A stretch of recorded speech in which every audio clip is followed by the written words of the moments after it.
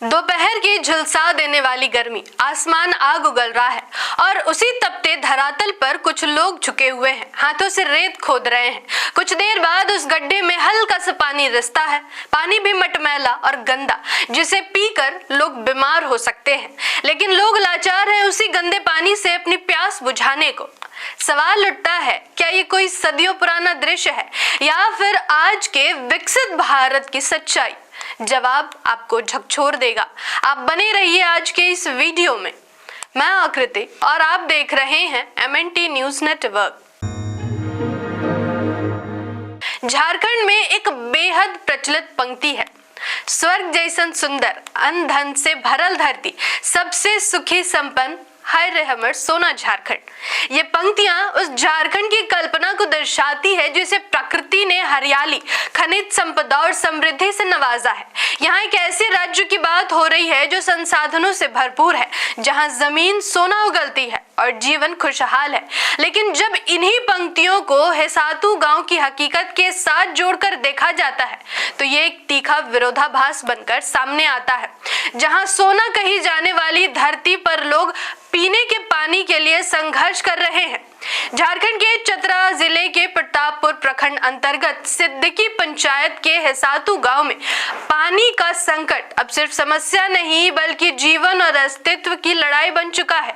यहाँ करीब 150 आदिम जनजाति के लोग बैगा, बिरहोर और गंजू समुदाय भीषण गर्मी के बीच बूंद बूंद पानी के लिए तरस रहे हैं। जब पूरे देश में हर घर नल से जल जैसी योजनाओं की बात होती है, तब हेसातू गांव की हकीकत इन दावों पर बड़ा सवाल खड़ा करती है। हेसातू गांव का परहिया टोला, जहां लगभग 40 घर बसे हैं, आज भी बुनियादी सुविधाओं से कोसों दूर है। यहाँ के लोग आधुनिक संसाधनों से वंचित है और आदिम युग जैसी परिस्थितियों में जीवन जीने को मजबूर है। पानी के लिए कोई स्थायी व्यवस्था नहीं है, न तो काम करने वाले हैंडपंप, न ही चालू जल मीनार। नतीजा यह है कि लोग प्राकृतिक स्रोतों पर आज भी निर्भर है, जो अब खुद सूखते जा रहे हैं। पानी की तलाश में गांव के लोग पास के पोखर, तालाब और छोटी नदियों का सहारा लेते हैं, लेकिन हालात इतने बदतर हैं कि इन जल स्रोतों में भी साफ पानी उपलब्ध नहीं है। ग्रामीण नदी से सूखे तल में गड्ढा खोदते हैं, जहां धीरे धीरे रिस कर जो पानी निकलता है वही उनकी प्यास बुझाने का एकमात्र साधन बन चुका है। यह पानी मटमैला और दूषित होता है, जो कई बीमारियों को न्योता देता है। सबसे दर्दनाक दृश्य तब सामने आता है जब मासूम बच्चे और बुजुर्ग भी उसी गंदे पानी को पीने के लिए मजबूर दिखते हैं।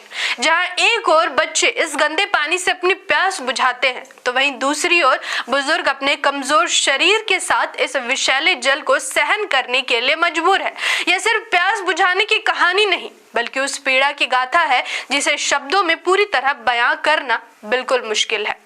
सरकार की हर घर नल से जल योजना का उद्देश्य हर ग्रामीण घर तक शुद्ध पेयजल पहुंचाना है, लेकिन चतरा जिले के हेसातू गांव की यह स्थिति इस योजना की जमीनी हकीकत को उजागर करती है। यहाँ के लोग पूछ रहे हैं कि अगर योजना लागू है तो फिर उन्हें आज भी गड्ढे का पानी क्यों पीना पड़ रहा है? आखिर कब गाँव में खराब पड़े जल मीनार और हैंडपंप को ठीक किया जाएगा? झारखंड में इस समय भीषण गर्मी पड़ रही है। मार्च से जून महीने के बीच यहाँ का तापमान 26 डिग्री सेल्सियस से 45 डिग्री सेल्सियस के बीच रहता है, जिससे जल संकट और गहरा हो चुका है। तापमान बढ़ने के साथ ही जल स्रोत तेजी से सूख रहे हैं। ऐसे में हेसातू गांव के लोगों की मुश्किलें कई गुना बढ़ गई है। पीने का पानी ही नहीं बल्कि दैनिक जीवन के अन्य जरूरतों के लिए भी पानी जुटाना एक चुनौती बन गया है। हेसातू गांव की यह तस्वीर सिर्फ एक गांव की समस्या नहीं बल्कि पूरे सिस्टम पर एक सवाल है।